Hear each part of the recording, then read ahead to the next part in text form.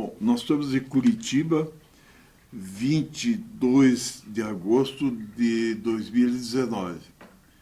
Meu nome é Haroldo com A, Murat Gomes Haygert, H-A-Y-G-E-R-T. Por que o Murat? É como Antônio Augusto, Antônio Marcos, José, Maria. Só que a minha mãe, que era uma leitora inveterada de tudo que parecia pela frente, ela era uma pessoa que teria 100 e poucos anos hoje. Ela lia sobre o general Murat, que era herói de Napoleão. E, claro, ela não tinha obrigação de saber pronunciar direito, ela dizia Murat, mas os cartorários do Rio Grande do Sul são conhecidos pela facilidade com que erraram a grafia de nomes num estado de uma população muito grande de descendentes de europeus não ibéricos. E o meu Murat ficou Murat, quando foram ver, aí passou. Bom, minha mãe e meus avós eram... Eu nasci em 29 de julho de 1940, em São Francisco de Assis, na Campanha Gaúcha, uma cidade próxima de São Borjas, ali a terra de Getúlio, talvez uns 70, 80 quilômetros. Meus avós eram Otacílio Garcia Gomes, era um senhor de Santiago, da Boca do Santiago do Boqueirão, cujo slogan Santiago do Boqueirão, quem não é bandido é ladrão. E ele casou com a minha avó. Ele era um pequeno empresário, um médio empresário, digamos assim. Casou com a minha avó, Alice Cáceres Gomes. E ela ficou Gomes, mas o nome de solteira dela era Alice Cáceres. Esses Cáceres são nomes absolutamente tradicionais daquela região da campanha do Rio Grande do Sul. Irmãos da minha avó, e isso é o único orgulho que eu tenho de raízes familiares, que tem assim um background de nome, é que os meus tios-avós, irmãos da minha avó Alice, eles eram 2 engenheiros formados na Escola de Minas de Ouro Preto, e o tio Claro, era formado em Porto Alegre, em homens do século XIX, formados em Direito. Isso quer dizer que a família podia custear essas coisas. Bom, a família do meu pai era uma família pobre, não o pobre de hoje, mas o pobre da pequena propriedade. Eram os alemães que não ficaram ricos. Eles vieram daquela colonização de 1823 de São Leopoldo e Novo Hamburgo, chegaram, eu tenho até o passaporte do meu bisavô, meu trisavô, bisavô e trisavô também. Eles chegaram ali a Novo Hamburgo e São Leopoldo, e os que ficaram ali do Rio Grande do Sul, naquela zona de Farroupilha,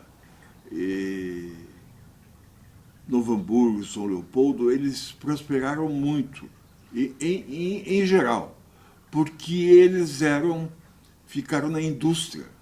Eles vinham com habilidades industriais e com dinheiro. Os que não tinham dinheiro, mas meu pai tinha orgulho desse lado familiar dele. Ele dizia que meu pai era um analista, meu pai era um estatístico do IBGE, dos concursados. Ele não era funcionário sem preparo, ele era concursado. Depois, no tempo do DASP. O DASP foi uma autarquia criada por Getúlio para profissionalizar o Serviço Público Federal. Mas voltando, Meu pai dizia que eles não deviam ser tão pobres ou tão pequenos assim, porque eles chegaram com livros, que consta no passaporte, na verdade é uma carta imensa, e com uma empregada. Então, mas de qualquer forma eram pobres. O que aconteceu? Quem, eu já abordei o lado da minha mãe, a dona Alice e o senhor Tacílio. Do lado do meu pai, o meu pai dizia, eu sou 25% alemão. Ou 30%. Às vezes ele achava, ele fazia uma certa, gostava muito de fazer árvore genealógica. Porque ele tinha no nome dele um Lopes, que era de família dali daquela região. Eles tinham algum background, porque já o meu pai, eles viam o avô Marino, a quem eu era muito pegado, eu nasci em 1940 na guerra, ele falava alemão. Mas havia uma restrição muito grande a quem falasse alemão, você sabe. Havia as tropas nacionalizadoras de Getúlio, atuaram muito aqui em Santa Catarina, particularmente eram batalhões de integração do Getúlio. Lá no Rio Grande houve muito, não na nossa região. Invadiram muita igreja luterana, fizeram barbaridades em nome do nacionalismo. Então esse meu avô, que podia ter me ensinado alemão, porque havia, além dele, havia outros ramos, os Bruck, que eu descobri que o Hélio Rotenberg, que é judeu, é Bruck também. Eles também eram do nosso ramo, os Maier, aquela mistura de famílias que se interligavam. Então, o pai tinha muito orgulho desse lado, porque ele dizia que eram pessoas muito operosas. Meu pai vivia de uma família grande, com poucos recursos, tinha uma pequena propriedade rural, praticamente um pouco mais do que subsistência. Meu avô fazia parte daqueles grupos que levavam tropas para São Paulo e tinha instrução. A instrução, evidentemente, de um homem que tinha feito até o 5º, 6º livro da época, era muito boa, era uma faculdade de hoje. Bom, o que aconteceu? Meu pai era um homem muito, assim, um homem muito inteligente, era insinuante. Aconteceu que ele e minha mãe se apaixonaram. E foi aí o problema. Porque a família da minha mãe era uma família ainda lá em São Francisco de Assis, os Cáceres, o que restou dos Cáceres, uma família com recursos. E tanto que a casa da minha avó, a Cáceres, a avó Alice, era uma casa que tinha no frontispício marcado 1888, foi o ano que ela nasceu. Quando a minha avó, a última, morreu, eles acabaram vendendo os herdeiros, uma parte dos herdeiros, venderam para o Banco do Brasil, é onde está instalado o Banco do Brasil em São Francisco de Assis. É uma casa enorme, mas enorme, bem construída, mas precária, né? Porque eles não tinham essa noção fundamental de ter bons banheiros, boas cozinhas. Era uma coisa meio campeira. Claro que eram cozinhas higiênicas, tinha água instalada e tal, mas não era. Agora, o resto da casa era casas boas. Eu nunca entendi direito por que aquela visão, amplas janelas. Ali transcorreu o namoro do meu pai com a minha mãe. Foi um choque para minha avó. Tanto que meu pai dizia, pois é, eu não servia para ter casado com uma Cáceres. A tua avó, ele dizia com mágoa, ele dizia, não adianta, pai, se magoar. Isso já passou, a avó não existe mais e tal. E ela dizia assim, perguntava, com quem que a fulana vai casar? Ah, a Eva vai casar com... Isso é coisa bem de gaúcho. Eva vai casar com o Josimo, um grande fazendeiro, ele é um advogado famoso e tal. E a Fantina, que é a minha sobrinha. Ah, ela vai casar com o Florinaldo, lá dos Fortes de Santiago. Aquela familiagem típica de uma cultura rural, né? Uma cultura rural de uma elite pequena, mas bem definida. Não era essa elite que nós consideramos, eu considero importante. Eu considero importante uma elite, em primeiro lugar, cultural. Isso que eu considero. E eu acho que nós aqui, Vazio, em primeiro lugar, eu quero saber quem é a pessoa do ponto de vista de perfil. Coitado do meu pai. Aí ela dizia, pois é, e a Nandi? O nome da minha mãe é Nandi, que meu avô leitor deve ter dado de um castelo, porque eles liam muito, eles não tinham outra coisa para fazer senão leitura.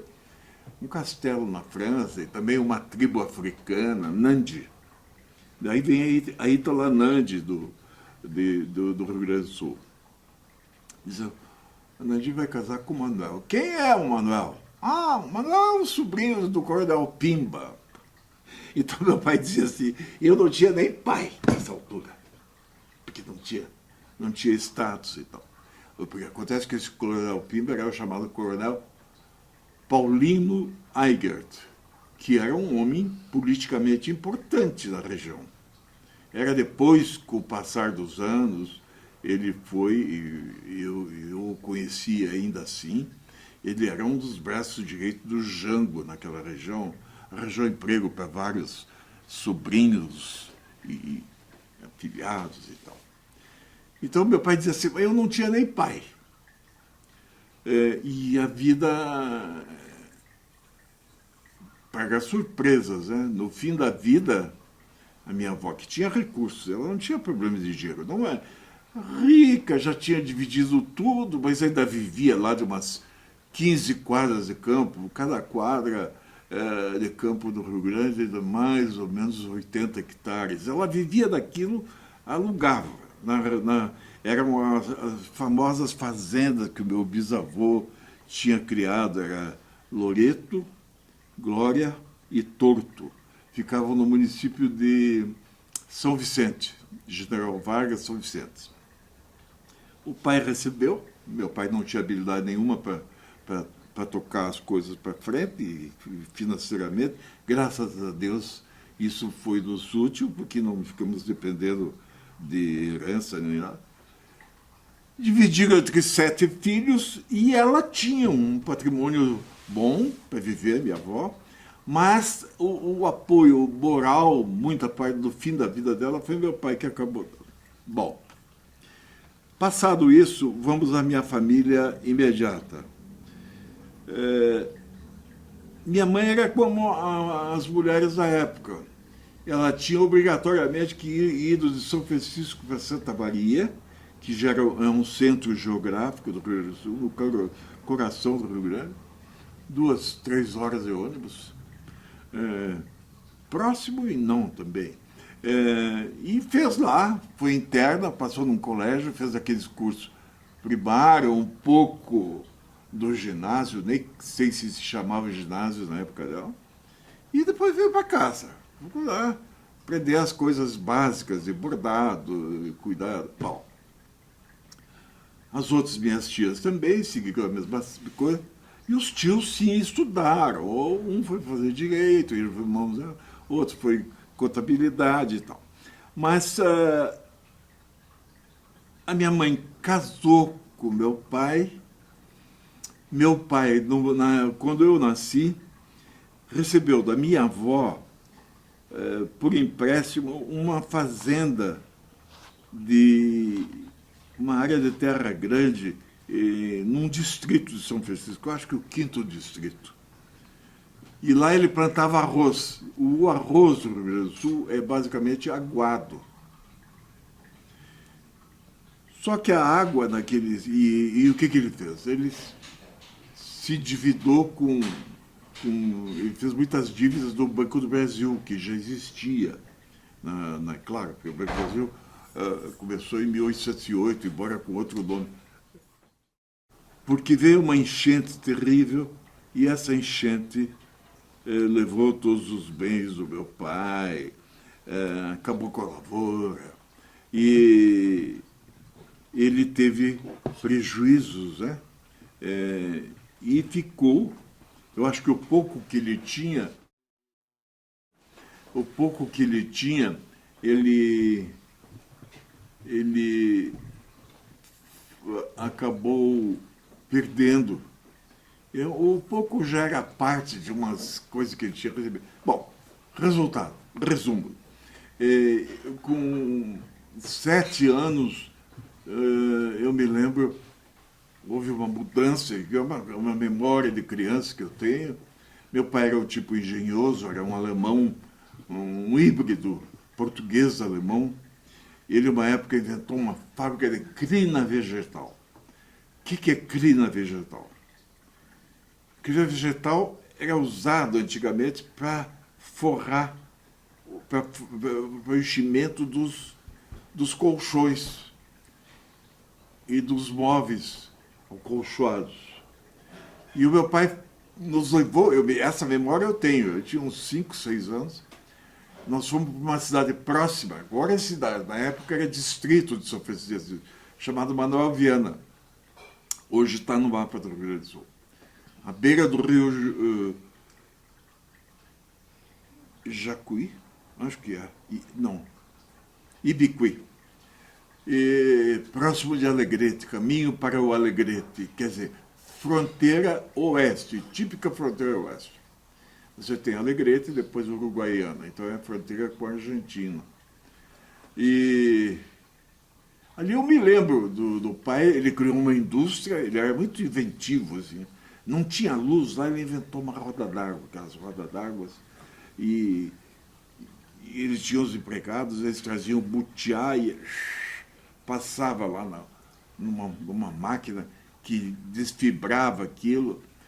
Mas ele também não tinha muito jeito para a indústria. Ele era inventivo, mas era difícil também, sem dinheiro, né? Aí, um dia, a minha mãe, que era uma mulher inquieta e já tinha me alfabetizado lendo o Correio do Povo, eu fui alfabetizado, e com outros irmãos, lendo em casa com a minha mãe o Correio do Povo. Com 5 anos eu estava alfabetizado. Minha mãe leu no Correio do Povo, o Correio do Povo chegava tarde, né? Chegava 3, 4, 5 dias atrás. E ela viu assim, concursos para estatísticos do IBGE. O IBGE tinha nascido, né? No final do governo Getúlio, acho que, não sei bem, talvez diziam 40 e poucos. O primeiro presidente do IBGE era o Daniel Krieger. Meu pai uma vez foi falar com ele. Daniel Krieger depois virou um senador famoso do Rio Grande do Sul, foi o criador, para lembrar dele, foi o criador do IBGE. Meu pai disse, sabe de uma coisa? Manuel, você passa. A minha mãe escrevia muito bem, mas ela tinha uma letra que, se eu fosse espírita, eu acreditava que era letra de outro mundo. Ela tinha uma letra assim, toda trabalhada, gótica. Meu pai, que era de origem alemã, mas quem tinha a letra gótica era minha mãe. Bom, a minha mãe disse, Manuel, tu vais fazer esse concurso.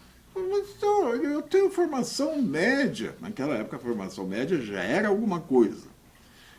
Porque eram raros os universitários, eu estou falando dos anos 40, a não ser aquela classe alta, como esses meus tios-avós que tinham tido acesso. Mas você vai fazer e você vai passar. Meu pai era muito inteligente, preparou-se por ali mesmo, fez o tal do concurso, que era promovido pelo DASP. O DASP, o Luiz Fernando sabe, Departamento Auxiliar do Serviço Público, acho. A Administração do Serviço Público. Era a primeira escola de funcionalismo público, de quadros de trabalhadores do poder executivo que tentou se criar. E ele fez o concurso e passou. Aí veio aquela coisa, a gente ficava numa expectativa, dependia de correspondência, telefone não existia, como aqui, o telefone só começou a ter conexão nacional aqui no Paraná e quando em Braga, em 1960, não existia. Era porque você tinha uma central em São Francisco, falava com o Alegrete, não ia mais para frente. Bom, e ficávamos dependendo do correio. O correio um dia chegou, dando lá uma nota boa para ele, digamos, entre 1 e 10, ele tirou 8, muito bom, né? Também não tinha, poucos tinham títulos universitários. E ele foi qualificado como agente de estatística. E depois morreu como estatístico, porque conseguiu comprovar aqueles direitos que vieram com o tempo, né? O funcionalismo público era especialista nisso. E aí ele disse, olha, para onde é que nós vamos? Ele não agradava ele muito ficar perto da casa da minha avó, os outros parentes bem-sucedidos, acho eu, interpretação minha. E aí disse, vamos, tá aqui, tem o Paraná lá, tem vagas. E tem no Mato Grosso, porque tem um monte de gaúchos que estavam indo naquela época para o Mato Grosso, começava a ir para o Mato Grosso. E aí ele, em novembro de 1948, nós chegamos ao Paraná, ele foi o segundo agente de estatística de Irati e uma ampla região ali que ele atendia. Tinha ele, mais um funcionário, mas eram instalações boas para a época. Tanto que eu fui até empregado, entre aspas, do meu pai, onde eu aprendi a datilografar, eu ajudava, e lia a enciclopédia dos municípios brasileiros, que era a minha leitura. Eu me deliciava estudando. Ali em Irati nós ficamos final de 48, 49, 50, 51 e começo de 52. Foi onde eu convivi e não sei qual é o milagre que meu pai conseguia fazer. Ele nos colocou, aos três mais velhos, numa escola católica particular de excelente qualidade, que formou uma geração de paranaenses notáveis. Entre eles, nossos amigos aí, o José de Luiz Rodrigues, o José Machado de Oliveira, e tantos outros cujos nomes estão por aí. O Bibinho, esse que foi da Assembleia, passou por lá. Tem vários notáveis, e alguns até menos notáveis. Esse do dono do supermercado, o Pedro Mufato. Pedro Mufato foi também aluno do Colégio São Vicente. Era dos Padres Lazaristas, Congregação da Missão. Eram padres que vinham do Caraça, em Minas Gerais. Eles cuidavam muito da língua portuguesa.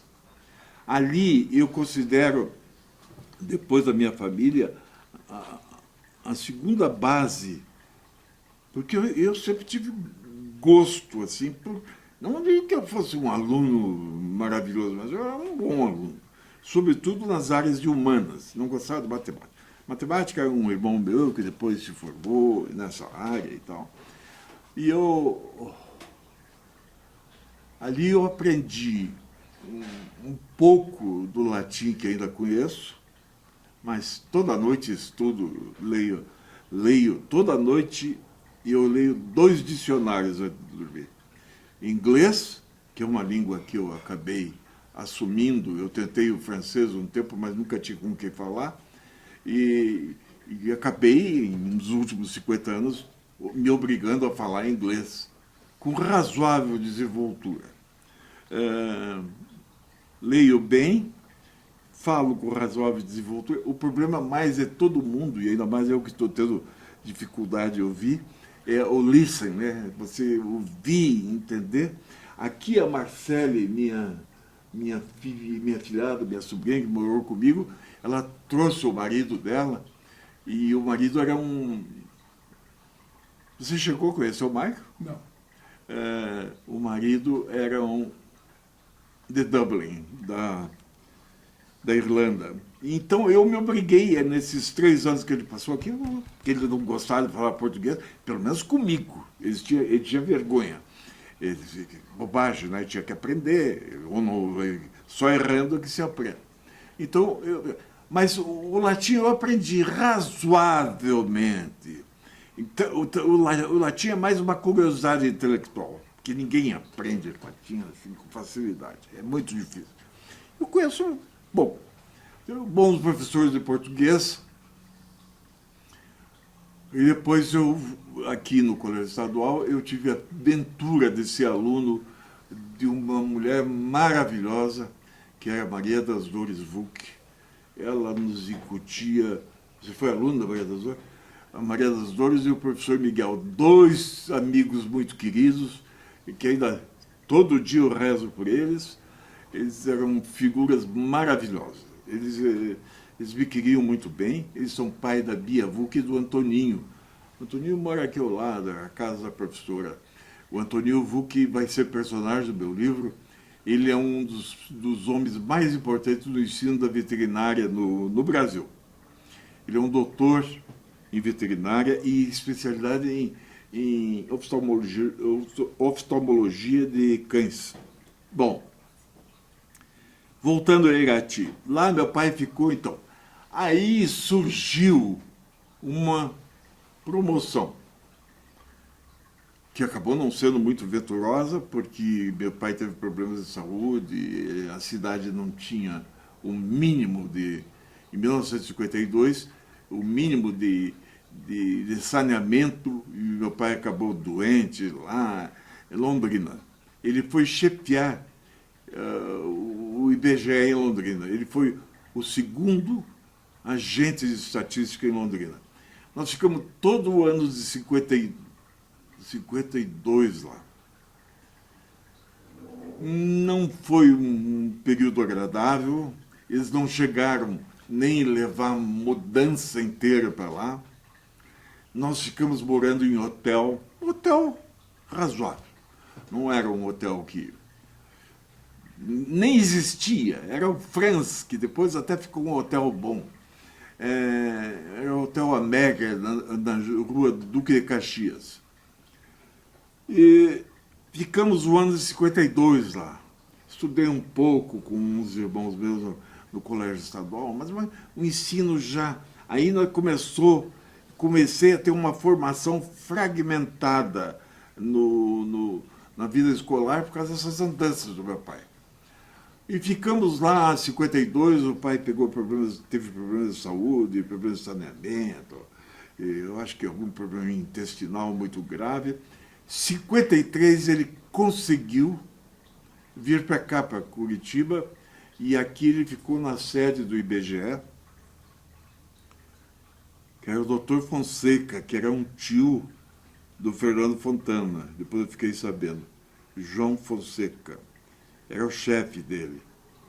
E aqui ele trabalhou do IBGE aqui, ao mesmo tempo ele trabalhava na região metropolitana, em Colombo e depois São José.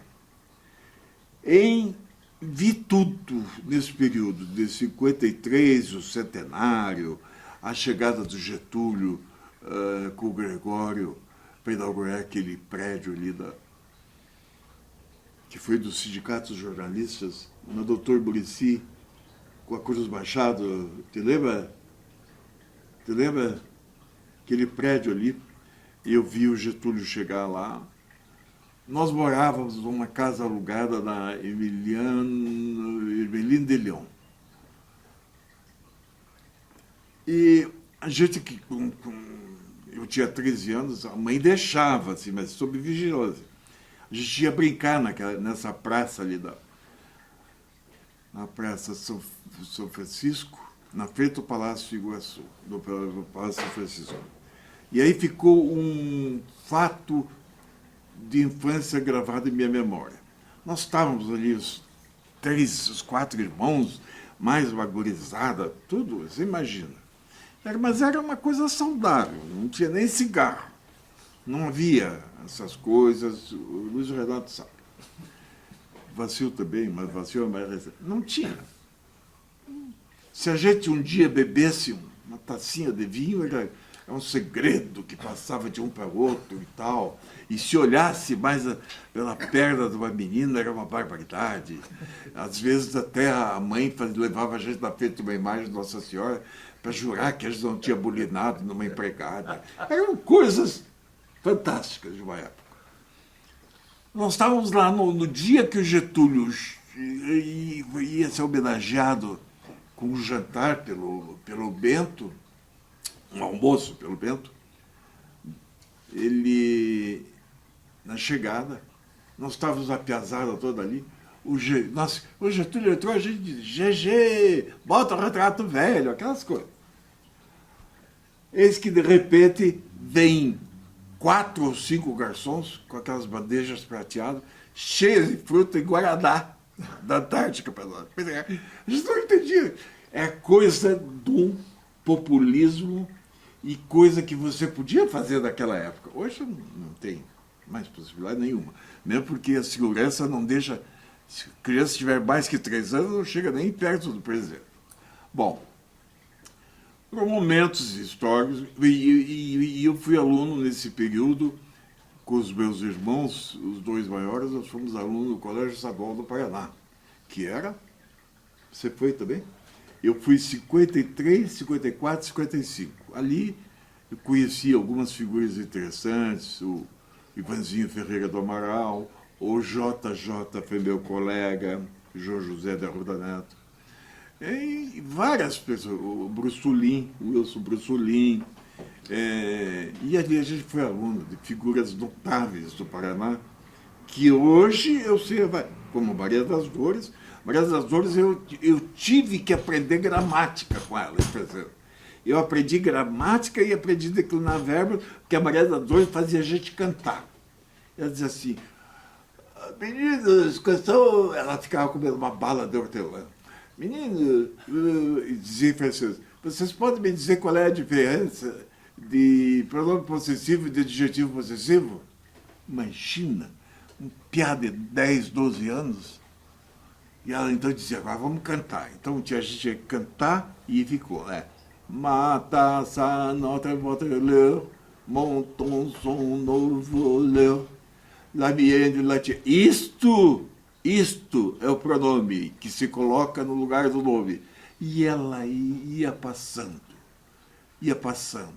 e jogava na cabeça de uma piazada totalmente irreverente, mas não com ela, né? Com ela e com o Mazzaroto ninguém era irreverente. Mas um bicho do diabo, né? Ela largava, agora vamos declinar, vamos decorar esse poema de Vigny, ou Misset, ou Chateaubriand. Eu me lembro de um que era dizer, lorsque nous serons arrivés au lieu du rendez-vous, tu n'auras qu'à te tenir à côté de moi. Et parmi tous qui s'approcheront, tu remarqueras celui qui aura le chapeau à la tête. Ce sera le roi. Entenderam? Não. Não podia entender. Então, ela disse, então, vão traduzir. E a gente pegava aquele livro da Maria Juqueira Schmidt, que era o livro de francês. Te lembra disso, Renato? Maria Juqueira Schmidt. Você deve ter estudado, você estudou no antigo ainda? Você não, foi, não, o novo. Já pegou o novo? 51. Você era do Maza, da período do Maza. Não, o Maza foi lá do... O Maza foi do antigo. Eu fui o Marco... 50, 51. Eu Você... formei em 53 no centenário. Eu estava no 53 lá.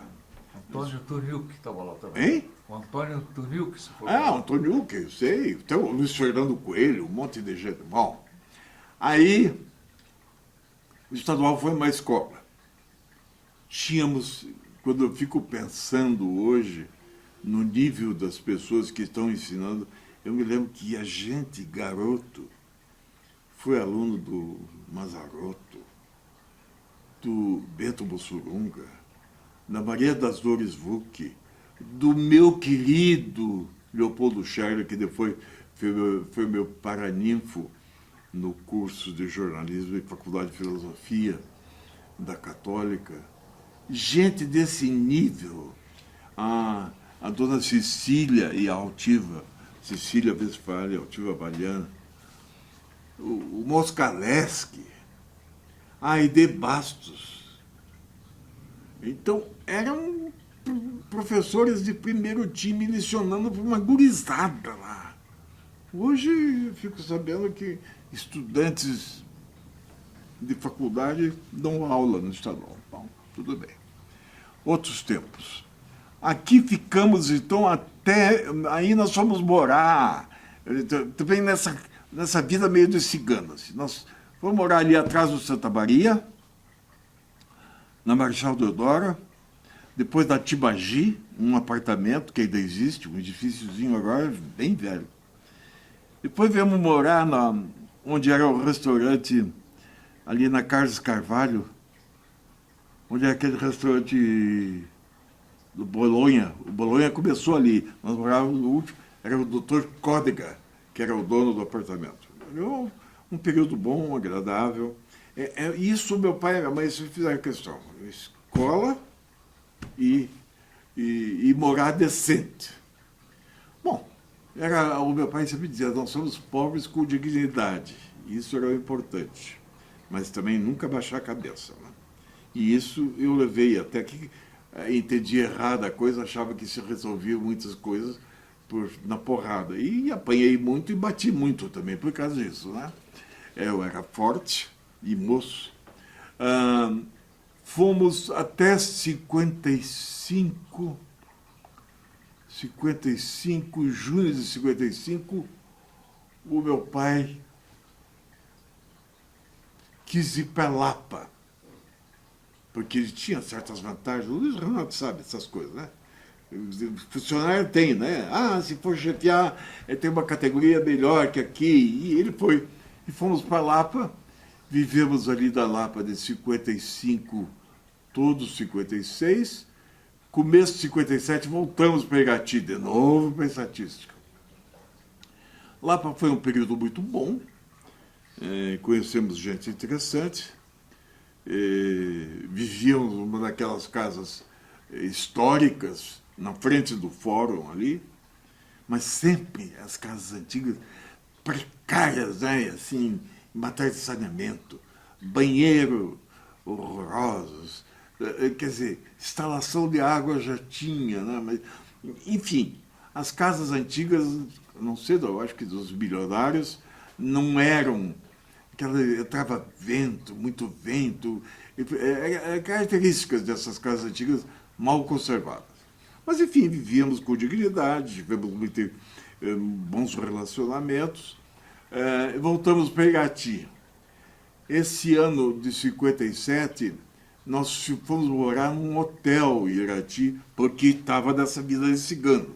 Meu pai tinha promessa de uma outra posição melhor no Rio Grande do Sul, e ficamos em Irati todos 56, 57, voltei ao Colégio Estadual, ao Colégio São Vicente. Nesse meio tempo, o pai foi para Santa Maria. E ele era um fundador do PTB, no PTB em São Francisco de Assis. Ele estava, e numa certa época, ele foi confundido, ou maldosamente, ele foi confundido como subversivo. Coitado do meu pai. Meu pai não tinha a língua destravada quando era para defender Getúlio e tal. Ele começou a sofrer, ele estava em vias de ter uma grande promoção, ele perdeu aqueles cargos, aquelas coisas. Resumo, nesse meio tempo, e mais um ano, eu fiquei em São Francisco, na casa da minha avó, 2 anos. Aí eu resolvi voltar para o Paraná. E o meu pai, com pouco que ganhava, mas era suficiente para a época, tanto que meus outros 3 irmãos se formaram dentro de casa, 2 se formaram dentro de casa. vivendo lá às custas do pai. Eu voltei em 1960 para Curitiba, onde eu tinha me criado junto com meus irmãos. As maiores lembranças eram aqui do Paraná. Quer dizer, eu fiquei 2 anos fora. Aqui voltando, eu fui trabalhar com... Eu reencontrei conhecidos, um deles o Nelsinho Faria, que junto com Adel Bark, eles tocavam aquela revista do Dino, a revista Clube. Clube. E eu fui secretariar, me acharam com algum valor, eu fui secretariar com o tempo a revista, funcionava ali no edifício Tijucas.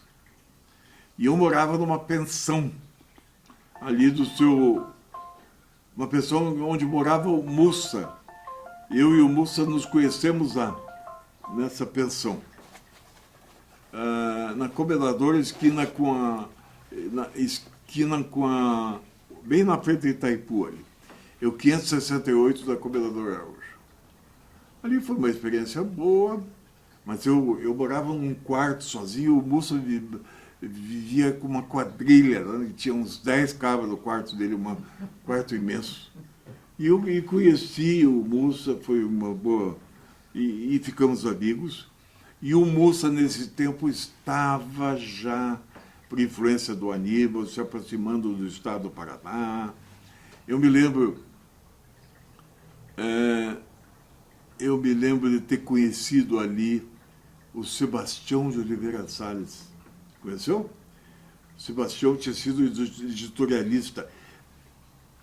Entre uma coisa e outra, às vezes eu não tenho bem a noção, mas me lembro do Sebastião. Era um mineiro brilhante, e um senhor com a família e tal. E trabalhei com o Dino enquanto deu. Aí o Dino me apresentou em 1960 para 61. Quando é que começou a televisão aqui? 60. 60, né?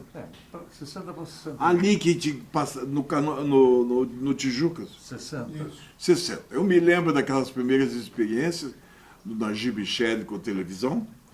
E eu ia ver na frente da Casa Tarobá. Ninguém tinha televisão, né? Via na Casa Tarobá.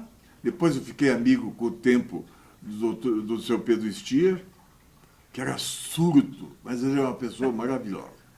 Ele era um curitibano típico, um homem de origem alemã, muito trabalhador, um gentleman. Eu cito os seus dias, porque depois eu faço uma cobertura para o Diário, ele passa a ser uma promoção do Diário, ele é uma figura inovidável. Ali o Dino me levou para o Diário do Paraná, final de 60, porque eu me lembro que na campanha do Ney Braga para governo e do Bento Maculan, eu ouvia lá do Tijuca, quem é que vai governar o Paraná? Né? E era a campanha do Ney, do Jânio e do outro lado, do Maculan. Então, 60, final de 60, eu comecei a frequentar o Diário do Paraná. E conheci o Renato Ribas. Mais tarde, a televisão começou ali no Diário quando... 60. Em novembro de 60. No Diário? dezembro de 61. O Luiz Renato fazia depois, mais tarde, junto com o Aderbalzinho, que é uma figura formidável. Ele fazia, eu acho que o Novaes também, na linha dura. Não? Silvio Rono, Leitão, Aderbal e eu. Vai acontecer. Vai acontecer. E linha dura era o Novaes. Linha dura Novaes. Vocês faziam um programa jornalístico muito bom, não me lembro. E eu ali fiquei. Eu fui ficando amigo do Novaes, do Emílio Zola. Eu tinha algum talento, porque a minha formação era razoável. O Maza começou naquela época. Hein? O Maza também. Mas o Maza já era mais... Já, mas na televisão... Sim, na televisão. Porque o Maza é fundador 55. Do Diário, né? 56, né? 55. Eu também. Você começou no Diário de 55 também? Você Batista, escrevia, coitado. Tudo foi. O Renato escrevia sobre Turf, o nosso médico Maranhão, Mário Fernando Camargo Maranhão, fazia Sociedade, o Léo. o Léo, eram figuras maravilhosas. O Danilo, eu gostava muito do Danilo. Ayrton Batista. O Ayrton era um irmão, né? Dele é muito O José bacana. Richa eu não peguei lá, eu conheci em função, porque o José Richa era já do grupo de vocês, primeiro do Diário. E eu já fui de uma segunda, Nereu Toniati. Nereu Baldo Maia Siqueira. Toniati, o Baldo, isso, esse só. O seu Milton Alcântara era um mulato carioca, Administração. oficial aposentado da Marinha. Benjamin Steiner. Hein? O Benjamin, você pegou o Benjamin. Você é da primeiríssima turma.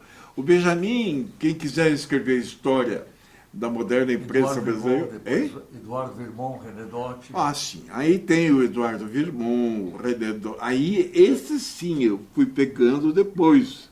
Eu ainda peguei o Eduardo escrevendo sobre artes plásticas, sobre teatro, mas sobretudo sobre artes plásticas e música. O René, uma figura maravilhosa, nosso amigo, um homem uma Curitiba que se dava o luxo de ter crônicas diárias sobre teatro. Era outra coisa. Hoje você não entende, o Vazio passou por teatro, sabe o que é isso. Bom, o que eu posso dizer é que essas pessoas, Roberto Novaes tinha suas qualidades, o Emílio Zola, uma figura maravilhosa. O Brasil começou a aprender a escrever para jornal, segundo os padrões americanos, aquele do lead, sublead, o corpo da matéria, o rabo da matéria e tal, as técnicas de jornais que vieram dos Estados Unidos, importadas primeiro para o Diário Carioca, depois eles foram pelo Globo, e aqui chegaram rápido, o Renato sabe, os Renato sabe, chegaram rápido pela influência desses caras, começar pela diagramação. Antes se compunha, não dá nem para explicar direito, se compunha em chumbo, uma máquina, você tinha que ter uma usina e vários litros de leite para tirar o veneno dos profissionais que trabalhavam. E aquele veneno sobrava um pouco para nós lá em cima também. Só que nós não tínhamos direito ao leite. Só os de baixo que tinham. Bom, se compunha tudo de uma coluna, era uma tripa assim. Depois o Gilberto Riedel ia montando a parte. Bom, Tipografia. hein? Ali no tipo e a tipografia. Fazia isso. Fazia os títulos e ia montando a parte. Aí com o Benjamin já tinha começado a diagramação, né? Eu acho que o Benjamin deu as primeiras partidas para a diagramação. E aí caímos nas mãos de umas figuras maravilhosas de diagramadores. O Jorge Dilma Morte, que foi meu amigo até morrer, e que é uma grande saudade. Foi um dos melhores corações que eu conhecia. Chorava por qualquer coisa. E tinha a desventura de ter pessoas da família que tinham dado decepção. Era um eterno apaixonado, até que encontrou uma alma boa, a Fátima, e viveu, casou e tal. Bom, quem passou pela escola, como o Luiz Renato, do Benjamin Steiner, é um judeu argentino, portenho, portanto, que vinha com aquele padrão cultural da Suíça brasileira de então. Ele chegou aqui e trouxe essas ideias renovadoras de diagramação, acrescidas depois da renovação também do linguajar jornalístico, que daí já é também influência americana. O Diário fez escola. Nós tínhamos figuras maravilhosas, alguns que eu cheguei a suspeitar que tinham sido nazistas, como o velho Arno Voigt. Te lembra? Não conheceu o Arno Voigt? Conheceu, mas já não era da tua época. O Arno Voigt era um brutamontes alemão, casado com a Berenice Arruda, que era ele diagramava lá a maneira dele. E passaram grandes fotógrafos, o Valdir Silva, o Mota, tá lembrado? O Kalk. Bom, o Kalk Brenner é um padrão de esportista, ser humano, fotógrafo, jornalista, está lá com seus 80 e tantos e ainda continua falando com aquele sotaque horroroso. 87. Hein? 87. Continua com aquele sotaque horroroso. Sim. Às vezes ele me... Campeão brasileiro sul-americano de ciclismo. Ele foi sempre o campeão em tudo, né? Bom, ali passaram por lá também a Rosi, em tempos alternados. Havia naquela redação da rua José Loureiro 111. Hoje resta apenas o estacionamento. Vinícius Coelho. Hein? Ah, o Vinícius, meu querido amigo Vinícius Coelho. Quem mais que a gente esqueceu? O Vinícius era fora de... Ah, o Ortiz, O Maza, né? o Maza, o Aderbalzinho, Forte Sá Júnior, o Júlio Rafael Ortiz, que era um paraguaio meio que exilado, assim, com o cargo, para não incomodar, de cônsul adjunto do Paraguai. Toninho Nogueira já era da época? Hein? Toninho Nogueira? Não era da época? Não, o Antoninho nunca passou por Da lá. Gazeta. O Ele é o Maia Toniati, né? O Nereu Maia Toniati, que está aí, era o gerente, era uma figura maravilhosa. Eu gostava muito, um dia ele me deu uma suspensão, não sei. Ah, Era sim. um pagador que não tinha dinheiro. Mas ele tinha o seu Ador também. Carlos Adorno. Quando fundaram a televisão, eles ficavam juntos numa sala ali. Esse era o panorama de um grande jornal que se fazia com muita doação, né? Eu, como vivia na Pindaíba, eu mandava uma carta para meu pai e disse: você não precisava mais mandar dinheiro. E, coitado, ele mandava lá, não sei se o dinheiro para pagar a pensão. E aí eu comecei a ficar constrangido, eu já estava com 21 anos, e não era nem telefonema, nem uma carta, isso eu não precisava mais mandar. O que eu fiz? Eu peguei um monte de roupa boa que eu tinha e fui na casa de um testemunha de Jeová que funcionava ali na Desembargador Westphalen e vendi quase todas as roupas. Entendeu? Para ter um alívio. Quando o Dino pagava, havia uma surpresa geral. E o dia que o Dino... mas o Dino é uma figura maravilhosa. Você conhece, né? O Dino era capaz de todas as loucuras, sair na rua, encontrar pobre, levar para casa, dar comida. Ele era uma figura maravilhosa. Aí, ei? O coração dele era... Não tinha tamanho. Aí, um dia eu consigo receber, eu não sei, vamos dizer, R$5.000. 5 milhões de cruzeiros. E quando eu estou saindo do conjunto lá, eu estava dormindo uns 4, 5 dias no sofá da sala, porque eu não podia voltar para a pensão, porque eu estava atrasado, 2 meses atrasado, não tinha dinheiro. E eu dormia ali, sabe lá Deus como. E dormia uns 4, 5 dias. Quando eu estou saindo, recebo do Dino, entro no elevador e encontro o seu Kid Galiano, que era o dono da pensão. Ô, Murá, estava à tua procura. E levou quase todo o meu salário naquele dia, mas eu voltei a dormir de forma decente. Bom, essa é a vida. O diário foi uma grande escola. Ali eu comecei a ter uma visão de profissionalização. Era uma coisa honesta. Se havia picaretagem, não sei. Até pode ter havido, mas a gente pertencia a um universo que tinha que trabalhar. Então eu tive que arranjar um segundo emprego e eu fui trabalhar na biblioteca pública como assessor de imprensa. Foi o Danilo que me apresentou, ou o Novaes, o Danilo, não sei. Me apresentaram alguém, eu fui trabalhar com o professor Piloto, Oswaldo Piloto, que era diretor da biblioteca. 60. Quando é que o Kennedy morreu? 63. 63. Mas antes disso eu estava trabalhando. Mas em 62 eu fui para lá. Eu 61, 62. Eu fui lá trabalhar na biblioteca, fui ser assessor de imprensa da biblioteca. Claro, bom jornalista, guardei um monte de histórias sobre a biblioteca pública.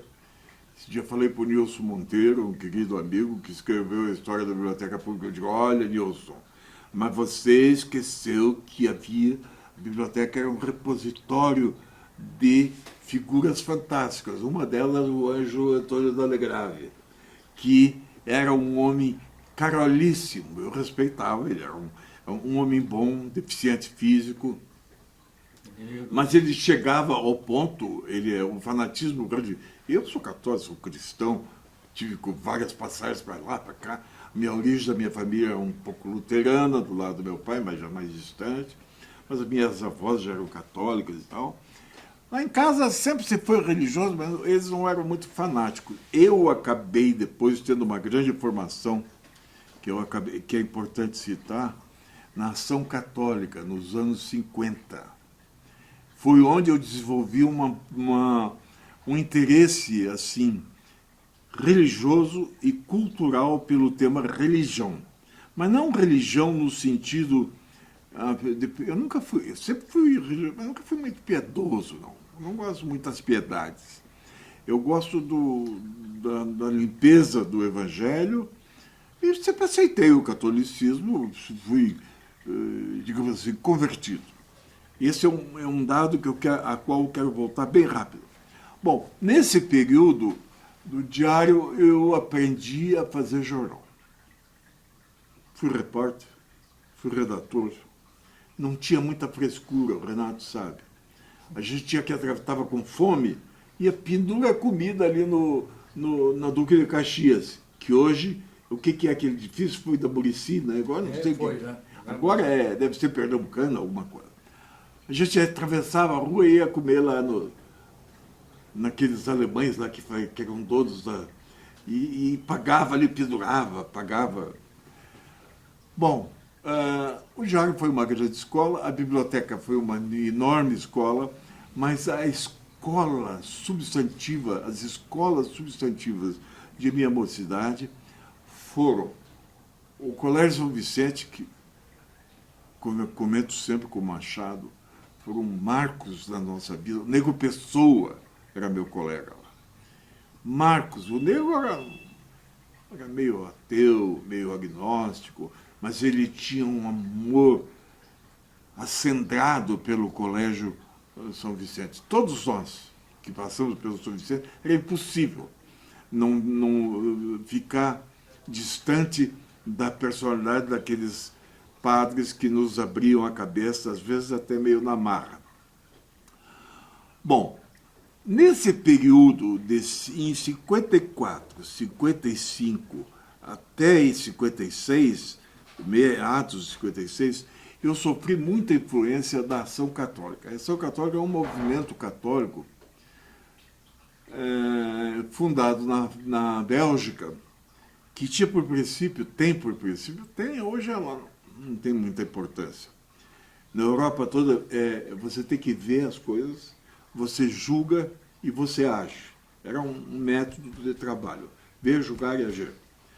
E aí eu fui introduzido, alguém do estadual me levou para lá, e eu tinha que ir à missa, eu ia à missa, assim. Em casa, quase todos iam à missa, mas eu sempre fui assim mais religioso, mas nunca fui fanático. E lá eu conheci uma mulher fantástica, que depois virou monja católica no Porta Coeli, o Porta do Céu, das Irmãs de Beatriz Silva, em Ponta Grossa. Natália Franco de Souza. Ela era sobrinha dos Francos, o vice-governador e tal. A dona Natália era a nossa orientadora. E tinha o padre, foi um famoso Monsenhor,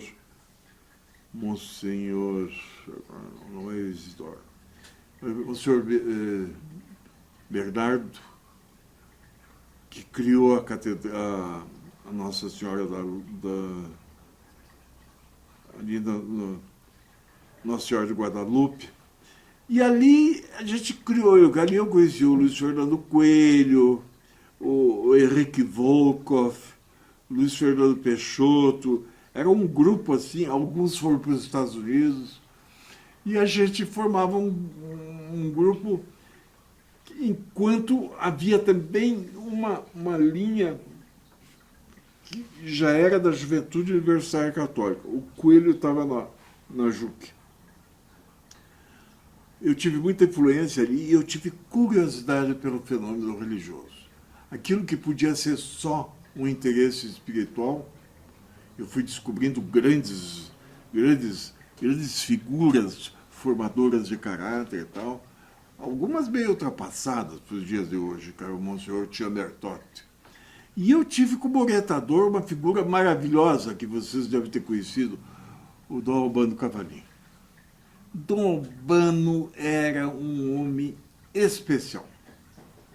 De todos esses bispos que eu conhecia, era a figura. Ele era um pacificador, ele era muito conceituado no Brasil. Fiquei sob influência de Dom Albano. E ali vivi momentos importantes da minha vida jovem. Aprendi a olhar o fenômeno religioso como um fenômeno não apenas espiritual, mas de etnografia, de antropologia cultural. Bom, voltando... ele fez teu casamento? Foi.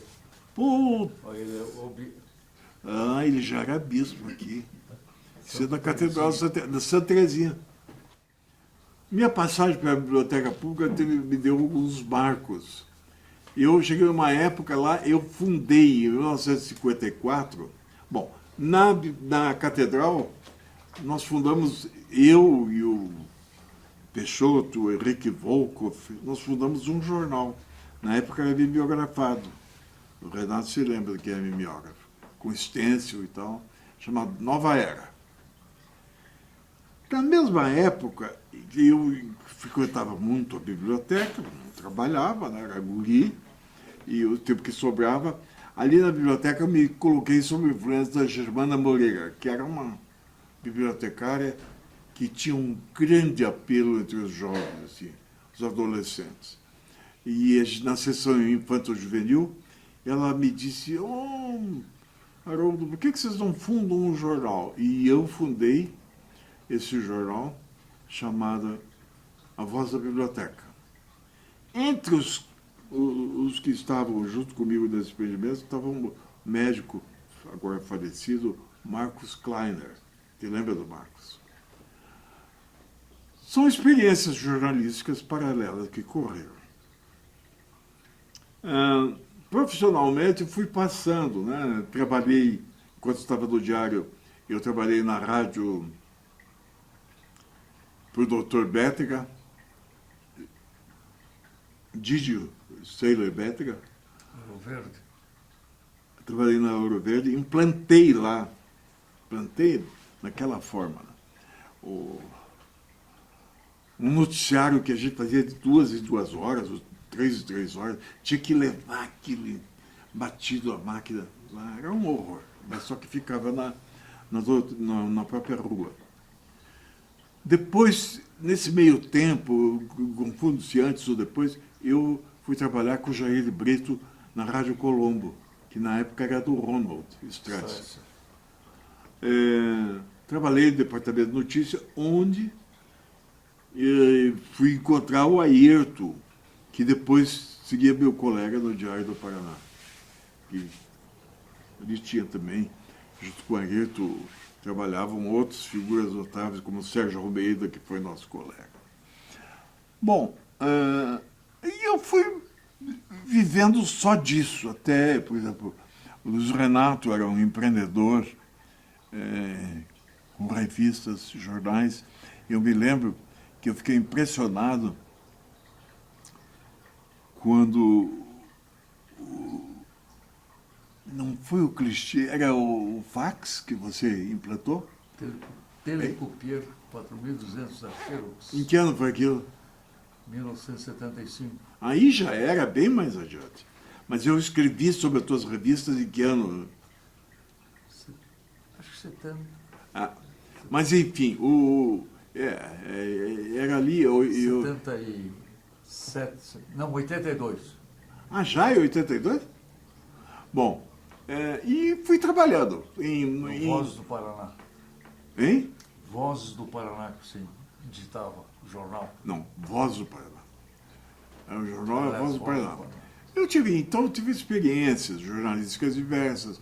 Eu trabalhei com o Simão Montalverne na sucursal do Correio da Manhã, em Curitiba, que era no edifício Azulay, aí, na época, 64, 65 e tal. O Simão era um grande amigo meu, hoje morto. Mais tarde, eu fui chefiar a Agência Nacional, que já tinha o nome de IBN, Empresa Brasileira de Notícia, agora essa é a empresa governamental que faz a Voz do Brasil e cuida do governo federal. Mas em 71, 72, embora eu já ajudasse o Dr. Roaldo Keller, que é uma figura fantástica, um médico que fez história em Curitiba, foi diretor do Hospital Nossa Senhora das Graças, e era um radiologista famoso. Era uma época que os radiologistas tinham fama, né? Era o Benito Parolin, o Dr. Roaldo, e tinha mais um, que agora não me lembro, cujo nome não me lembro. Eram famosos. E o Dr. Roaldo começou a se aproximar. O Dr. Roaldo era um católico daqueles militantes. Ele também nunca me perguntou nada de religião. Ele queria saber um bom profissional que não fosse sem vergonha nem nada. E eu fui aos Estados Unidos, a convite do Departamento de Estado. Eu trabalhava no Diário do Paraná. Na verdade, foi a Laila Cooley, que era uma mulher muito forte, muito mais forte que o Júlio Neto, que era o assessor do consulado aqui. A Laila era muito forte. A Laila me indicou ao diário, lá o Ronald, aquele pessoal, o Aloysio Fizeto e tal, me esqueço, o Aloysio Fizeto disse: Haroldo, se você cumpre os $900 ou $1.000 que podia. Se você não for, claro, eu não ia gastar, porque eu não tinha dinheiro para gastar. E eles davam tudo, né? Eles davam comida, passagem, tudo que tinha. Algum dinheirinho eu levei, eu trouxe de volta, dei para ele os dólares. E era 1972, um ano que fervia, Washington fervia, com o início do Watergate. Eu mesmo e o grupo, nós éramos um grupo de jornalistas do Brasil todo que estavam lá. Eu vi a entrevista de um dos assessores da Casa Branca falando sobre o episódio do Watergate, que aqui no Brasil jamais daria escândalo, jamais demitiria um presidente da República. Tinham entrado na sede do partido, da Democrata, aquela coisa toda. E viajei aos Estados Unidos todos, e havia, assim... Bom, aí, em 1972, eu acabo tendo uma grande aventura, viajei aos Estados Unidos todos, e havia coisas que a minha memória ficaram, Watergate. Em 72 eu volto, que é o essencial, e vou promover uma reforma, um jornal que tinha nascido assim para ser jornal de sacristia. Imagine todas as dificuldades de fazer o jornal naquela época. Eles, os padres daqui do Coração de Maria, eles tinham dado um grande impulso. O jornal chegou a ter 20 mil assinantes quando nós pegamos. Era muito, muito. Mesmo para o dia de hoje, era muito jornal. Era um jornal mal feito, não era diagramado. Tinha bolos, receita de bolos, copo de água medicinal para curar diabetes. Era um horror. E eu fui fazendo o que era possível fazer. Aí o jornal foi se aprumando. Eu levei a Maí Nascimento, que eu sempre admitia as pessoas com um concurso, um certo exame. E o Celso Nascimento. E depois o Celso trouxe o Benedito Pires e outras pessoas, o Chia teve lá, o Queiroz passou rapidamente por lá. Nesse período, aliás, o Luiz Fernando Queiroz, tinha sido repórter do Diário do Paraná também. Ele se formou em jornalismo, além de direito. Aí, no período de muita censura à opinião pública, o doutor Roldo confiava na minha capacidade de equilibrar, porque eu tinha que cuidar de um monte de loucuras internas. Você sabe, jornalista, se tem chefe, passa por chefe o problema. E o Benedito, o Manfredini, a Ruth Bolognese, a Teresa Urban. A Teresa disse numa entrevista ou duas da Gazeta que as pessoas fugiam dela como o diabo da cruz, que a única pessoa que deu emprego a ela, eu já registrei isso. Fui eu, o Haroldo. Na verdade, o Milton Ivan, Voz do Paraná. Voz do Paraná. Na verdade, eu abriguei uma série de pessoas que eram consideradas malditos. Eu nunca gostei de eliminar pessoas por suas crenças. Quero saber se o cara é um bandista, se é católico, se não é. Eu só não gosto de religioso, que pode ser religioso da política, religioso de dinheiro, religioso. Eu não gosto desse fanático da religião. O cara que te exclui porque você é de Umbanda, ou te exclui porque você é católico. Então, isso existe em certas seitas aí, certas igrejas, isso é muito comum, eles nos excluem. Eu nunca tive esse problema. Quem mandava era eu e a decisão final era minha, eles também não me contestavam. E convivemos bem. Aliás, hoje, 22 de agosto, eu deixo registrado. O Diego Antonelli, com minha ajuda, o Diego Antonelli é um menino que trabalhou muitos anos na Gazeta, nosso amigo pessoal, que 35 anos é menino. Ele escreveu um livro, o Queiroz me ajudou a pagá-lo, ele fez pesquisa, eu dei o substrato para ele e ele vai lançar agora em outubro, aqui em Curitiba, um livro, Jornal Voz do Paraná, uma história de resistência. Esse título foi eu que dei. E eu colaborei com ele, evidente, escrevo um artigo lá, o Celso deu depoimento, a Maí, o Dante, o Francisco Duarte, várias pessoas que passaram por lá.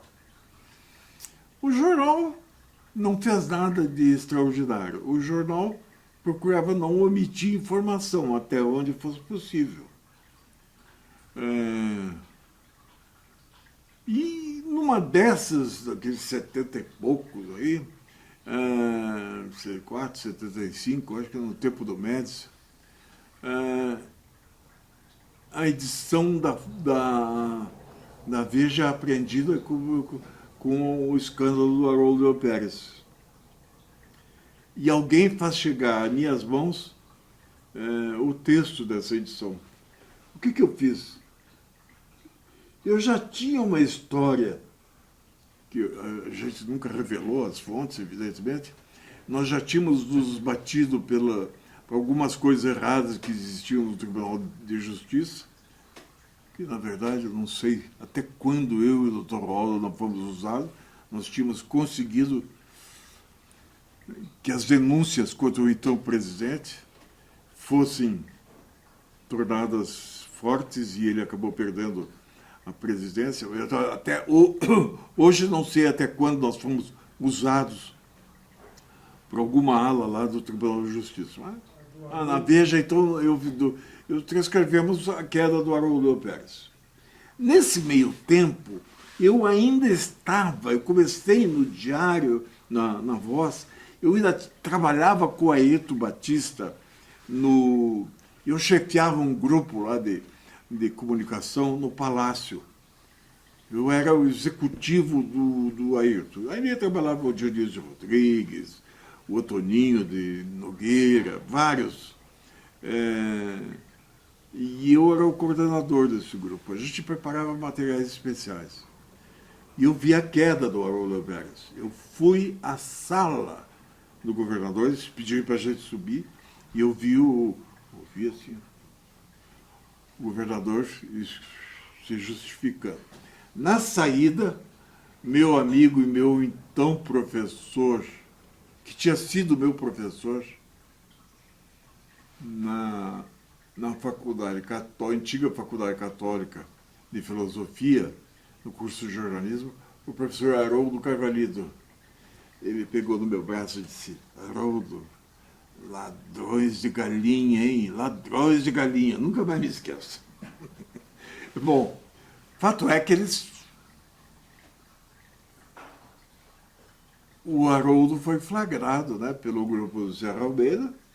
O SNI gravou eles pedindo propina de $1 milhão, não sei quanto. Bom, aí a Voz do Paraná começou a repercutir. Nós começamos a criar encontros de correspondentes, tinha muitos correspondentes. E era uma peregrinação de políticos lá. Scalco, conheci naquela época, Afonso Camargo.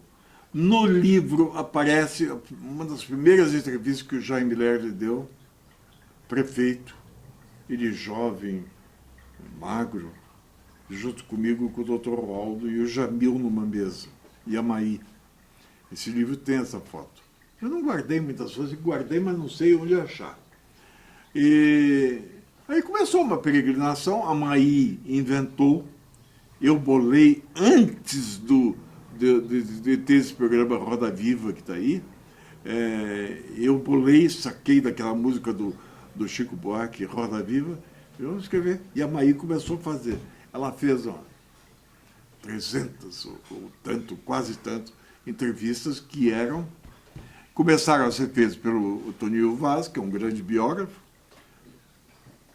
e depois era eu, o Celso e a Maí. Mas a Maí, com aquela paciência que só mulher tem, pegava um cigarro e ficava. Perfeito. A Maí não errava a vírgula sequer. Ela reunia inteligência, rapidez à ponta dos dedos, a lógica do bom jornalista, e ela conseguia conversar, namorar o Dante, entendeu? E o Dante também estava por lá. Daí o Dante escreve um artigo para o livro e diz que eu botei na rua porque ele falou mal do Afonso. Devo ter botado, né? Se ele disse, eu não me lembro, mas que eu executei a ordem do Dr. Roaldo. Só que quando ele foi empregado, não me falaram que eu tinha empregado. Bom, paciência também. O pessoal só quer botar na gente, né? Bom, a Voz do Paraná foi um episódio marcante das nossas vidas. Eu acabei, o Dr. Roaldo cansou, ele vivia colocando dinheiro lá. Ele me pagava rigorosamente bem e sempre. Mas nós tínhamos uma gráfica, eu acabei sendo controlador da gráfica, uma gráfica toda em linotipo e máquinas Heidelberg, daquelas planas, máquinas boas e tal. Mas comercialmente nem a gráfica era bem explorada, nem o jornal. No começo dos 80, 81, 82, o Dr. Roaldo me vendeu o título do jornal. Continuamos fazendo o jornal lá na gráfica, na Francisco Escrimi, 1855, no AU, perto do Palácio, atrás do Palácio. E nós fomos para uma editora que eu criei, chamada Editora João 23. Era na Rua Tomazina, Alberto Foloni, na frente de uma igreja evangélica quadrangular.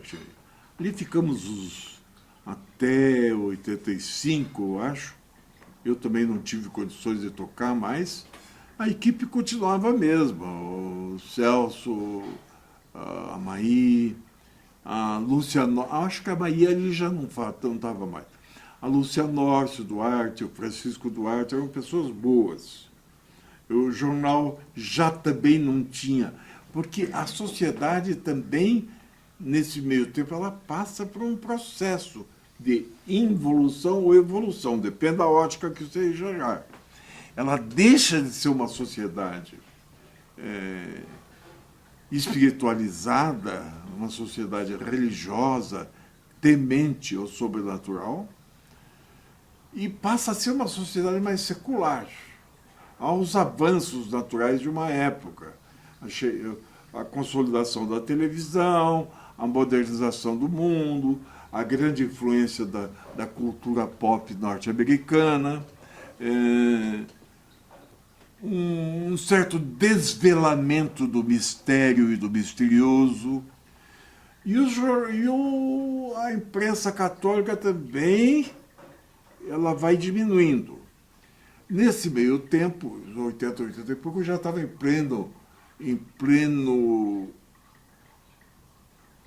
existência, estavam em plena existência as renovações trazidas pelo Concílio Vaticano II, que renovaram a face da Igreja, abriram a Igreja Católica para o mundo, e isso criou um monte de contradições dentro da Igreja, e houve, nesse meio tempo, eu dei na época para o Hélio Teixeira uma entrevista, 84, eles fizeram uma matéria de capa, o avanço pentecostal, o avanço evangélico. Eu dei uma entrevista, eu sempre estudei o fenômeno, eu conhecia bem, e conheço. E eu dei uma entrevista, então houve um avanço evangélico, várias coisas colaboraram. Nesse meio tempo, o Antônio Senival Silva, que tinha sido meu afilhado de casamento, foi meu colega de faculdade, o Antônio Senival comprou, eu passei para ele, por pouco mais de nada, o título da Voz do Paraná. Ele foi fazer junto com a PUC e a coisa não foi mais para diante, e o jornal... Bom, eu acho que o Dino merecia, né, voltando ao jornalismo dos anos 60, 70, 80, o Dino merece toda uma análise etnográfica. O Dino merecia dele ser feita uma etnografia. Eu ainda estou devendo isso. Escrever sobre a personalidade do Dino Almeida. Claro que o Dino, como todo ser muito especial, é controvertido, foi controverso. Mas ele vinha lá de Timbó, Santa Catarina, e morar num porão da casa ali da dona Mercedes Fontana. Ele morava num porão, junto com o Décio. Ele cuidava do Décio. Os dois, que Deus os tenha. E se impor numa sociedade que era do chamado Velho Paraná. Eu não me incluía, ele não se incluía. O Luiz Renato da onde? Era do norte do Paraná? Eu? É. De Ponta Grossa. De Ponta Grossa. Ponta Grossa já é uma cidade tradicional. E o Luiz Renato conhece bem. O Velho Paraná é que importava muito. E o Dino se impôs. Se impôs numa época que todo colunista era chamado de viado, né? Não tem problema nenhum de dizer, como pejorativo, como se ser homossexual fosse uma doença contagiosa, ou fosse uma loucura preconcebida. O Dino não era nada disso. O Dino tinha lá suas fraquezas em outra área. Às vezes bebia um pouquinho demais. Mas o Dino ficou maravilhoso, se impôs. A cidade acordava e dormia a partir do Dino Almeida, né? O Luiz Fernando Queiroz, um amigo e um apoiador do meu livro, Vozes do Paraná, o Queiroz me disse, Haroldo, quando o Dino morreu, você não imagina o baque que houve na economia do litoral, das praias. Eu achei que o Queiroz estava exagerando, mas o Queiroz não é um homem de exagero. Ele é um especialista em direito imobiliário. É um cara que é um self-made man. Eu fui padrinho de casamento do Queiroz, eu vi o começo da vida dele e da Elim. Frequentava a casa deles, um apartamento modesto, aqui no Batel. Eu conheço bem a história do Queiroz, trabalhou comigo no Diário do Paraná. O Queiroz é, quer dizer, o pé no chão. Uma alma muito boa, mas o pé no chão. Ele me disse, olha, a partir do sumiço do Dino, os imóveis do litoral caíram porque o Dino dava uma vida própria. Eu estou passando a visão do Dino, do Queiroz, que sabe das coisas. O Luiz e o Vazio sabem o quanto aquele garoto de Caiobá e aquela... a divina, ele criava coisas, tirava do saco.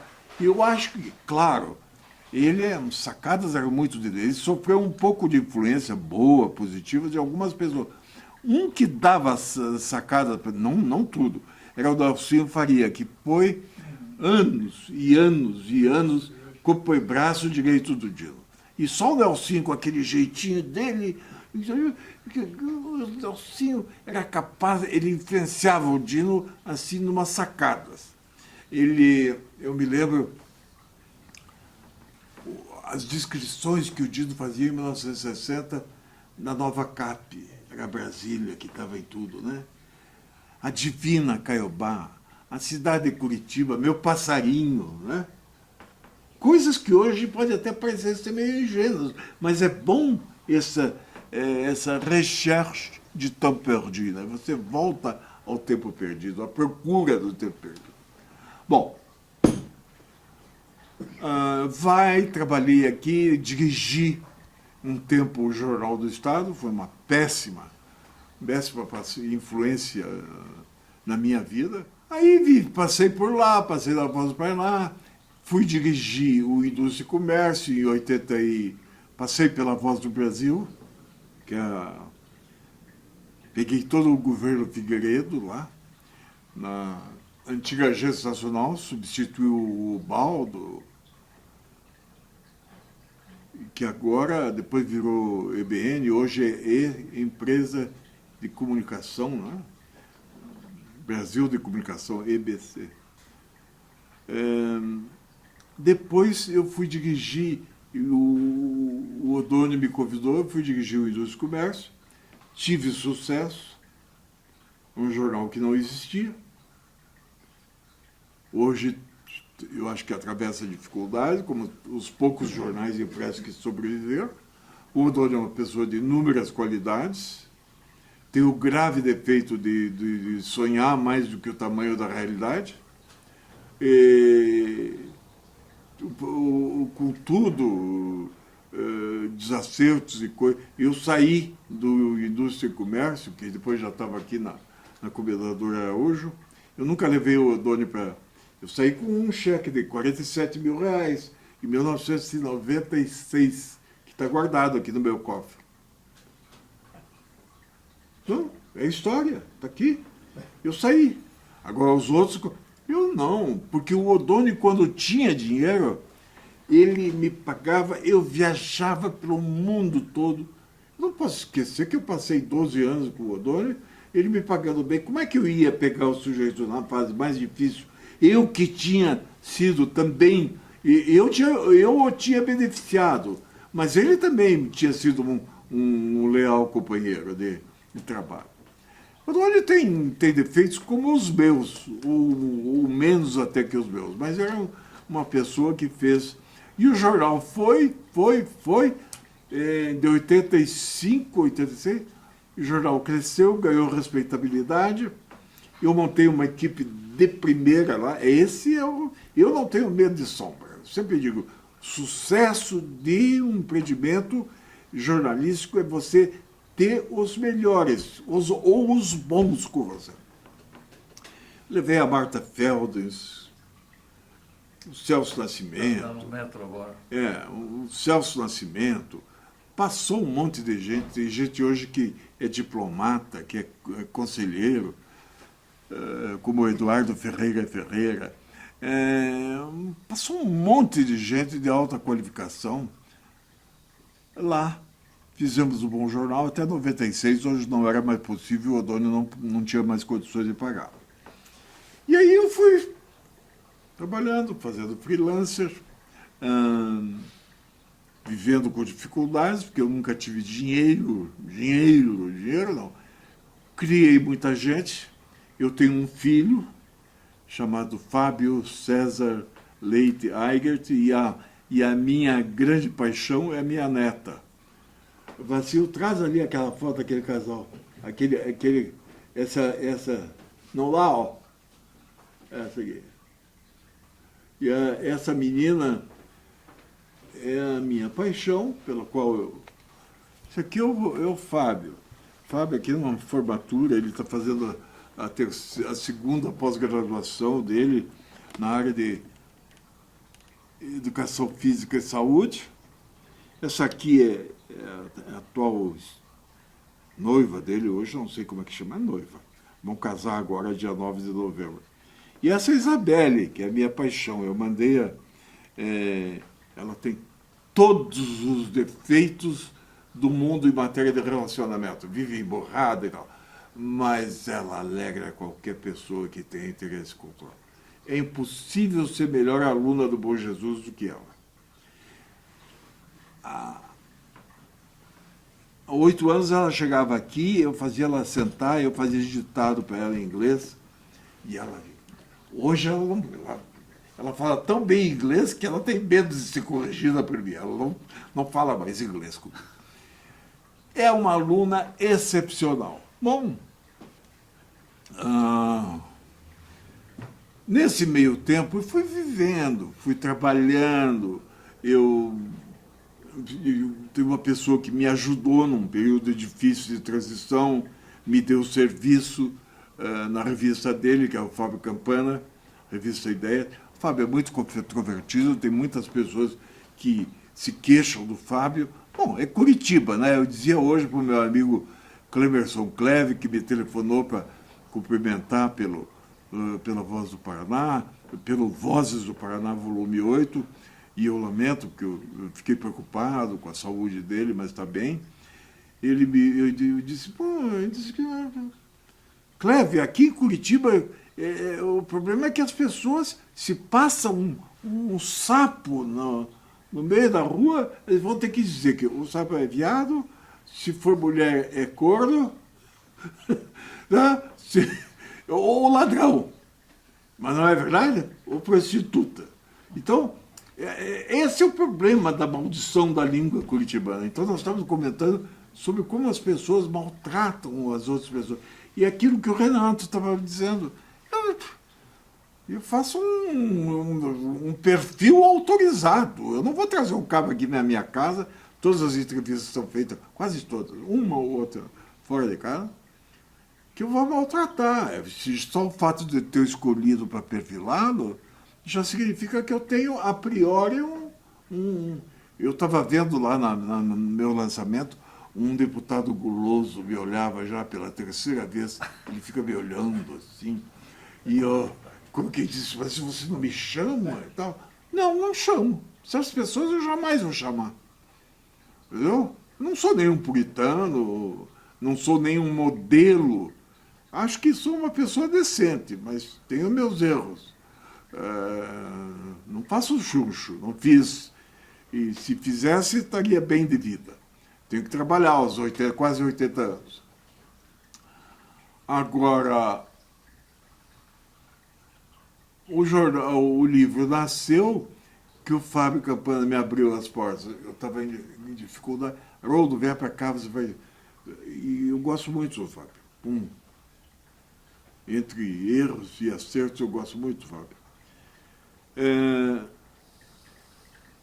É difícil, o Vacil sabe, o Fábio se esconde. Personalidade, ser humano. Às vezes está doente. Mas eu fui lá e aí eu comecei a escrever uma página. Eu não fazia só isso, mas isso era uma das coisas que eu fazia. persona. Porque se há uma característica minha, isso qualquer pessoa sabe, eu sou muito trabalhador. Muito. Nunca tive preguiça de trabalhar. E tenho pavor de gente preguiçosa, a não ser que seja doente. Aí o Fábio me disse, então escreve o perfil. E eu comecei escrevendo o perfil do Belmiro. Queridos Renato, como eu, você... qual é o teu parentesco com o teu irmão foi casado? Meu irmão foi casado com uma filha do Bética. Foi casado com a Eliane. Com a Eliane. Com a Eliane, é. Não, você é ligado ao Belmiro também.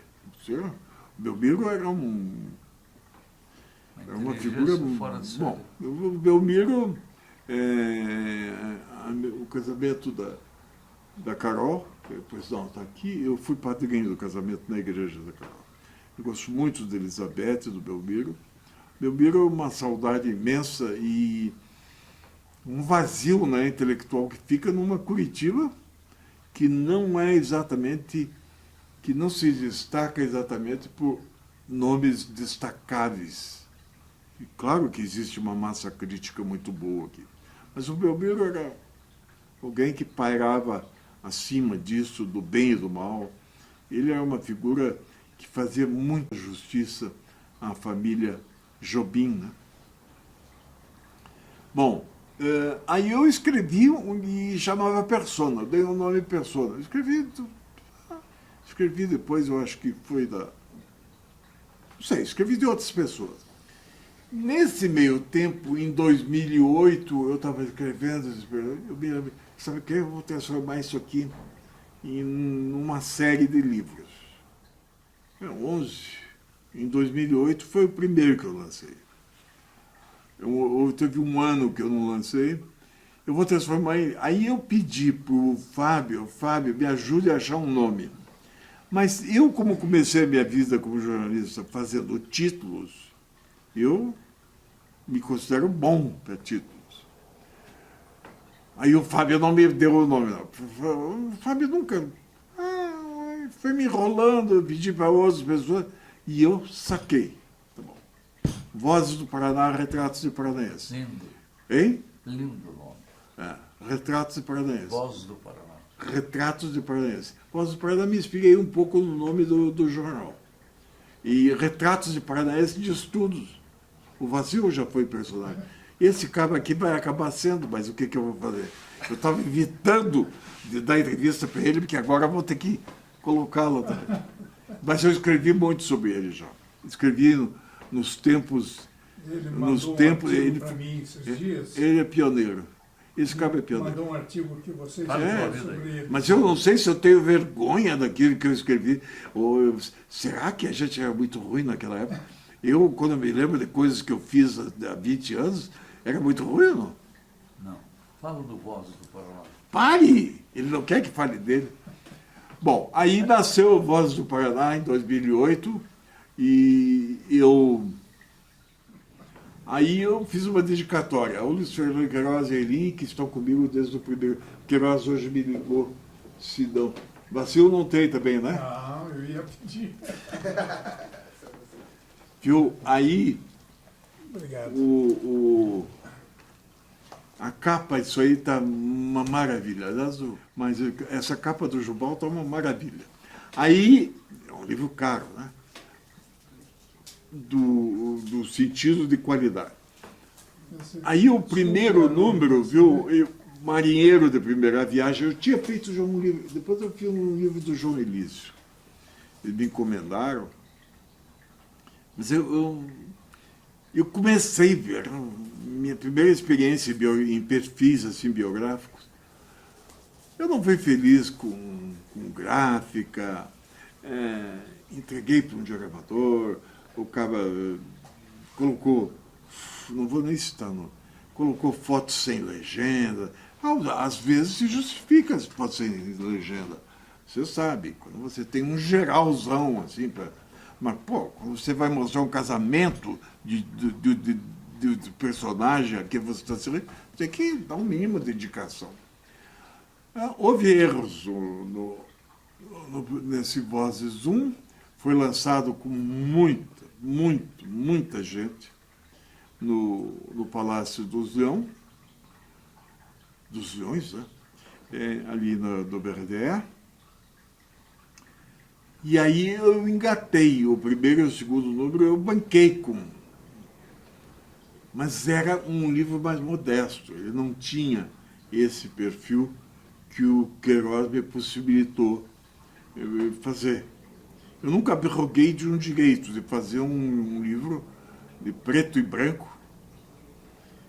que eu acho mais digno, mais elegante, e de qualidade. Com uma rigorosa revisão, a Maí, sobretudo a Maí faz a revisão de conteúdo e ela quando eu fiz concurso da prefeitura, a Maí fez comigo também, eu me lembro até, hoje seria caso até para dizer, mas foi João, não foi João. A prefeitura se baseava na história de Curitiba que a Maí escreveu. E a Maí é uma pessoa que conhece. Você diz Luiz Renato Ribas, eu sou dos Ribas, assim, ela acha as suas raízes de cabeça. Então eu peguei a Maí, agora já tenho uma sobrinha do Queiroz que ajuda e tal. O Queiroz adicionou outros quadros. Por isso que você perguntou o custo. O custo é maior, mas o Queiroz dilui.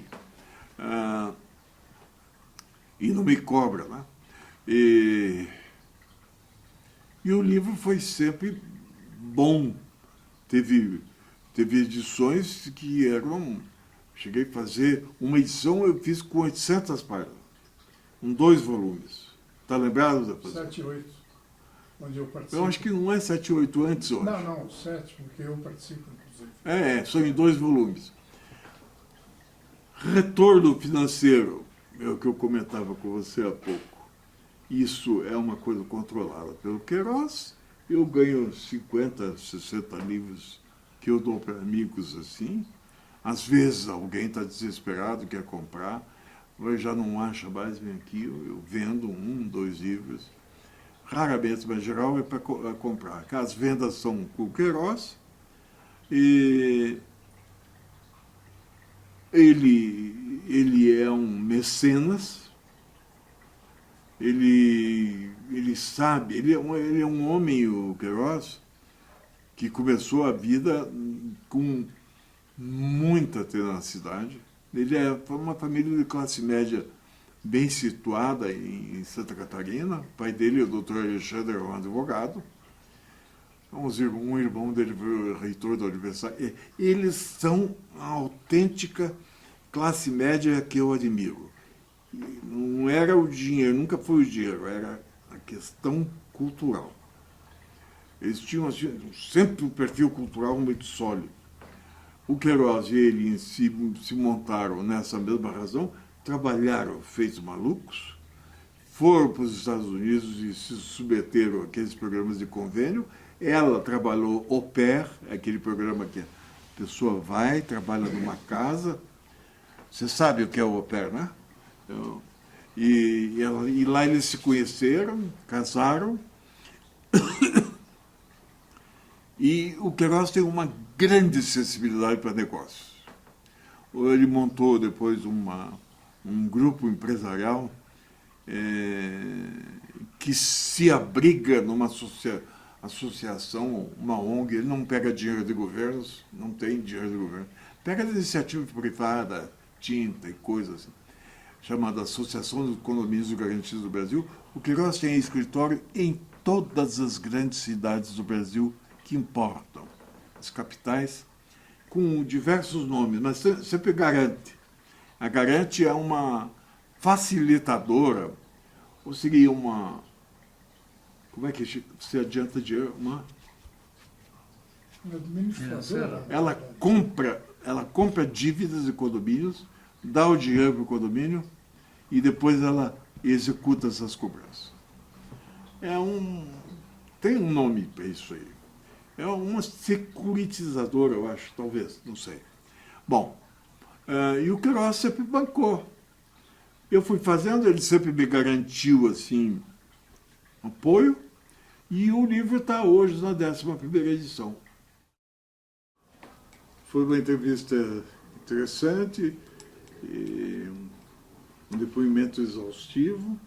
Eu não estou nos meus melhores dias, porque me recupero aí de uma queda, coisas da velhice, mas estou vivendo uma alegria, por exemplo, de ter recebido hoje do senador Flávio Arnes um vídeo em que ele comunica que os 3 senadores do Paraná assinaram uma manifestação de regozijo pelo Voz do Paraná 11. Eu estou publicando esse assunto. Isso, de certa forma, é um reconhecimento, como aquele no governo Beto Richa eu recebi essa comenda, né, da Ordem do Pinheiro, no grau de cavaleiro, e agora a Associação Comercial. Eu nunca pedi nada, eu não frequento clubes, não frequento... A única coisa que eu agora não tenho nem frequentado é por causa do problema de mobilidade, é a igreja, ou assim, eventualmente a igreja. Quer dizer, mantenho o Instituto Ciência e Fé, que é uma organização fundada por Scalco, eu, Zeli Bassetti, o professor Nilton Freire Maia, o Belmiro Castor, Elizabeth. Nós fundamos um fórum de debate cultural, que envolve... Ultimamente não temos feito muitas coisas, fazemos apenas uma vez por mês um encontro que nós chamamos de confraria espiritual, um café da manhã. Temos um grupo restrito, ano que vem nós vamos voltar a debater. Temos uma casa lá que eu não vou há um ano, em Piraquara, que é o Hélio que cuida, esse agora está de férias, o Vacil conhece, ele mora também ali por perto. É uma casa muito boa, um hectare lá com 1000 metros de área construída, que eu doei para o Instituto. O Instituto é uma associação de utilidade pública, nunca recebemos nada de governo. Alocamos a sede do Instituto para igrejas evangélicas, às vezes centros espíritas e paróquias católicas para o uso no final de semana, em conferências e coisas. E nós fazíamos, às vezes, nossos eventos lá, mas para o pessoal daqui, o pessoal se queixava que é longe e tal. É longe, fica quase 30 minutos aqui. Então é isso, eu agradeço ao Luiz Renato Ribas e ao Vacil por terem me ouvido. Obrigado.